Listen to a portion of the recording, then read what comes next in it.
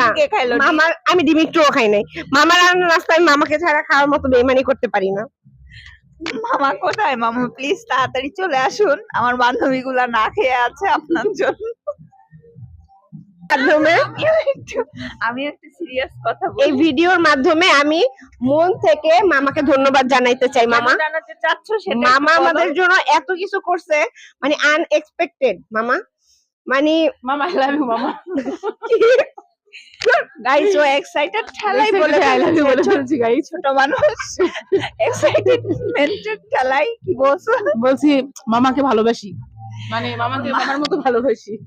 মামা যেমন ভালোবেসে আমাদের জন্য অনেক আমরা কিছু করছে। ছোট ছোট ভাগিনারা সবাই মামাকে ভালোবাসে। কচি কচি ভাগনারা বড় বড় হয়ে গেছে, তাতে কোনো সমস্যা নাই। এই ভাগ্নে মামা একটু বড় হয়ে আমাদের গেছে। জন্য মামপটের পানি নিয়ে এসেছে যাতে আমাদের বাহিরের পানি খেতে কষ্ট না সে হয়। আমরা বারবার ওয়াশরুমে যাতে না যাই, ওই ওয়াশরুম যাতে নোংরাও না থাকে। খেতে কষ্ট না হয় না, যাতে আমরা বাসার পানি হইতেছে না খাইতে হয়। বাসার গাইস পানি তোমরা অনেক ভুল করতেছো, হবে না।